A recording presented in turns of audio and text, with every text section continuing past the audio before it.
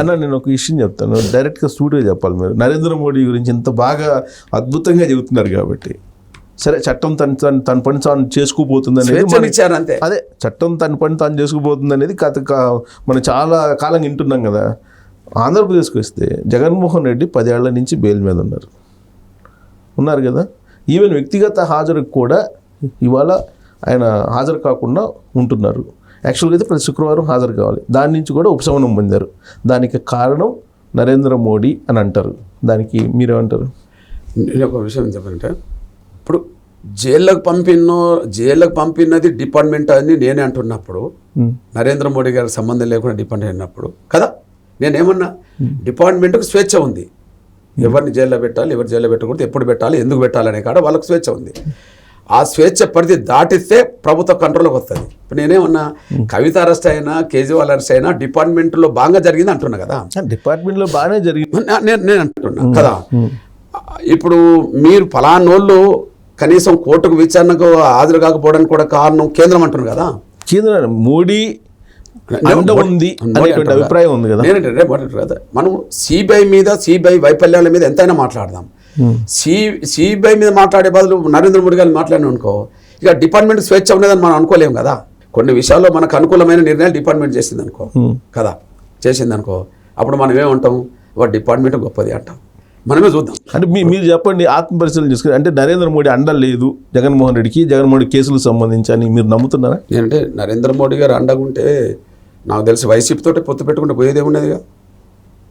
అడిగారు కదా, వాళ్ళే ఓపెన్గా చెప్పారు కదా. విజయసాయి రెడ్డి వాళ్ళు మాకు ఎన్డీఏలో భాగస్వామి కమ్మన్నారు, మేమే నో అని చెప్పామని చెప్తున్నారు కదా. లే ఒకవేళ నో అనేటోళ్ళు ఎవరిని ఓడించడానికి తిరుగుతుండ్రు?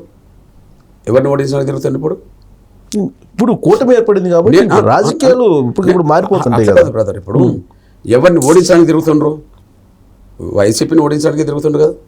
వైసీపీని ఓడించడం అంటే జగన్ ఓడించడమే కదా, అంతేనా? అంటే ఇప్పుడు జగన్కు అనుకూలమా నరేంద్ర మోడీ గారు వ్యతిరేకమా? రాజకీయంగా ఏపీలో అర్థం కావట్లేదు. అంటే మీరు క్లారిటీ ఇవ్వండి దాని మీద.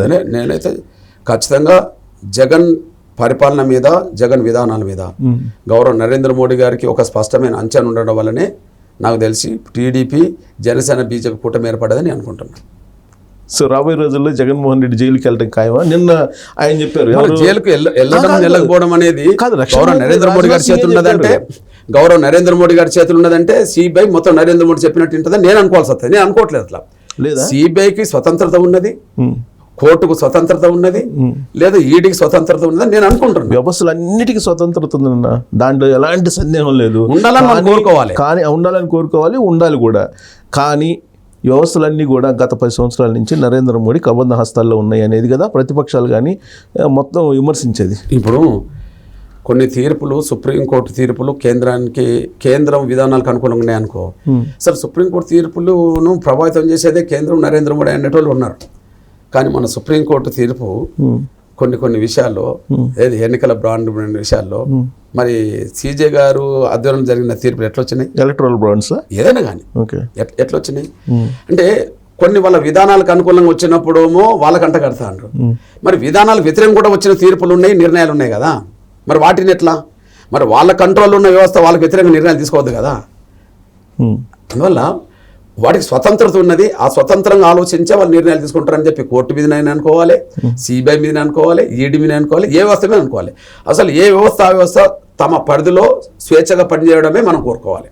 డెఫినెట్గా అలా ఉండాలి. అలా ఉంటేనే అందరూ భద్రతంగా ఉంటారు, అందరూ సేఫ్టీగా ఉంటుంది. రాజ్యాంగం కూడా అదే చెప్పింది.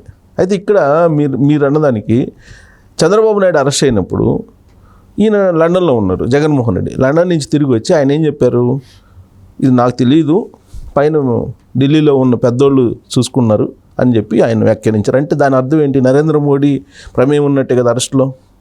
వచ్చిందంటే ఆయన ఎవరో పెద్దలు అన్నారు, కానీ ఏ పెద్దలో చెప్పగలిగిండా మీరు చెప్పండి. ఢిల్లీ పెద్దలు అంటే దేశంలో ఇవాళ ఇద్దరు మహానేతలుగా దేశాన్ని నడుపుతున్నారు.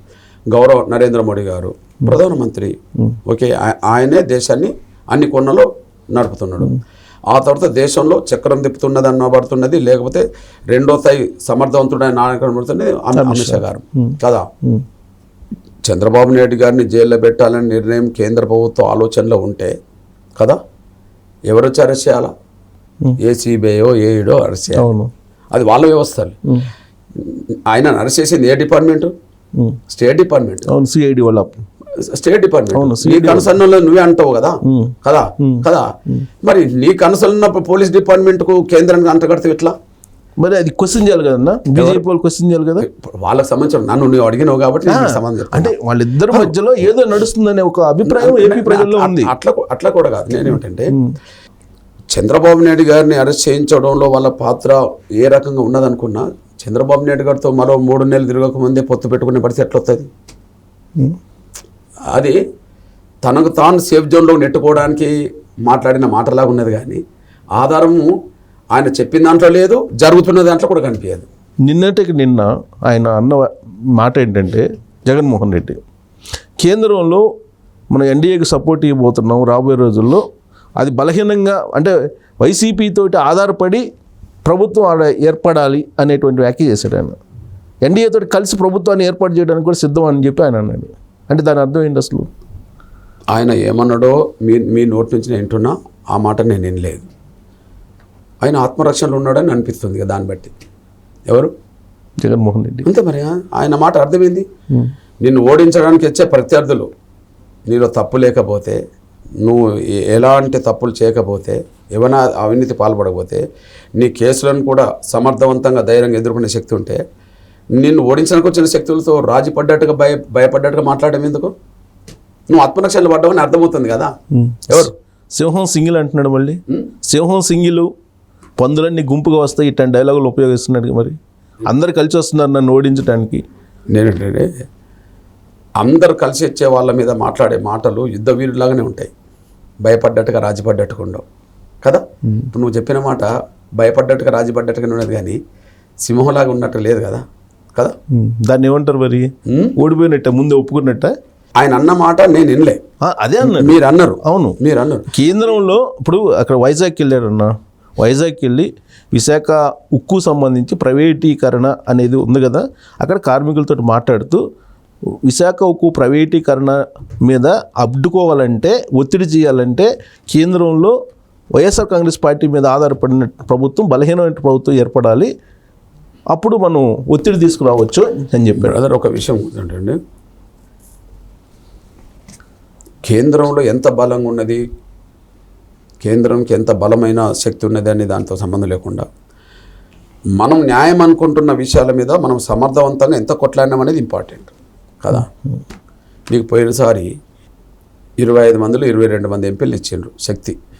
ఆ 22 మందితోటి ఎప్పుడన్నా పార్లమెంట్లో బలమైన గలమెత్తే విధంగా, బయటకు వచ్చి కేంద్రానికి వ్యతిరేకంగా నిరసన తెచ్చే విధంగా, లేదా పార్లమెంట్ మెంబర్లతో ఒక పోటం చేసే విధంగా, లేదా నువ్వు ఒక పోటం చేసే విధంగా ఎప్పుడన్నా చేసావా? చేయవు. బహుశా మళ్ళీ 22 అయితే రావుగా.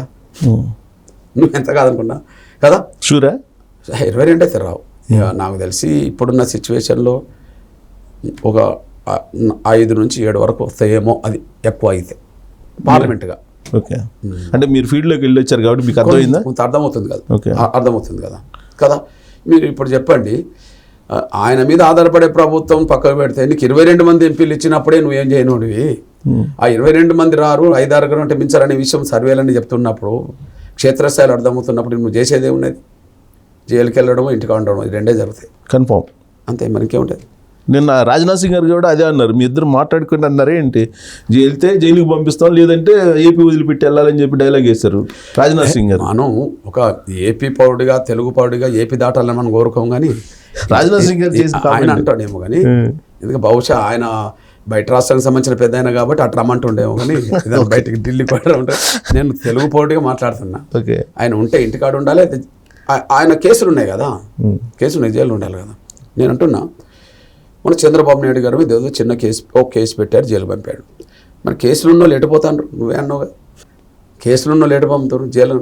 చంద్రబాబు నాయుడు జైల్లో పోవడానికి ఉండబడే కేసుకును మీ మీద ఉండబడే కేసులకు ఆకాశానికి భూమికున్నంత తేడా లేదా? 100 కోట్ల ఎక్కడ, 30,000 కోట్ల రూపాయల డబ్బులు ఎక్కడ కదా కదా. మరి అవన్నీ వేగవంతంగా విచారణ జరుగుతాయి కదా, విచారణ జరుగుతాయి, అన్ని ప్రూఫ్ అయ్యే కేసులే కదా కదా. మరి ఆటోమేటిక్గా ఎక్కడ ఉండాల్సి వస్తుంది. సో అదే చెప్పుంటారు రాజ్నాథ్ సింగ్ గారు.